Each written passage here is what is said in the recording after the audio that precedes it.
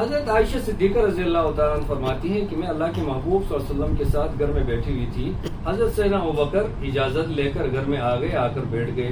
اس کے بعد فاروق اعظم اجازت لے کر گھر میں آ گئے اور آ کر بیٹھ گئے. حضرت طلحہ رضی اللہ تعالیٰ عنہ گھر میں اجازت لے کر آ گئے اور آ کر بیٹھ گئے. جیسے ہی حضرت عثمان رضی اللہ تعالیٰ عنہ نے اجازت چاہی گھر میں آ گئے تو اللہ کے پیغمبر صلی اللہ علیہ وسلم تھوڑے سمٹ کر بیٹھ گئے اور اپنے کپڑوں کو درست فرمایا. حضرت عائشہ فرماتی ہے مجھے اللہ کے پیغمبر نے فرمایا عائشہ تھوڑا پیچھے ہو کر بیٹھ جاؤ. میں تھوڑا پیچھے ہو کر بیٹھ گئی. جب صحابہ کرام تھوڑی گفتگو کے بعد سارے جانے لگے چلے گئے تو میں نے عرض کیا یا رسول اللہ صلی اللہ علیہ وسلم میرے ابا حضور ابوبکر آ گئے آپ اسی طرح بیٹھے رہے, عمر آئے آپ اسی طرح بیٹھے رہے, حضرت طلحہ اور دوسرے صحابہ آئے اور آپ اسی طرح بیٹھے رہے, لیکن عثمان آ گئے تو آپ تھوڑے سمٹ کر بیٹھ گئے, اپنے کپڑوں کو بھی درست فرمایا اور مجھ سے فرمایا کہ عائشہ تھوڑا پیچھے ہو کر بیٹھ جاؤ.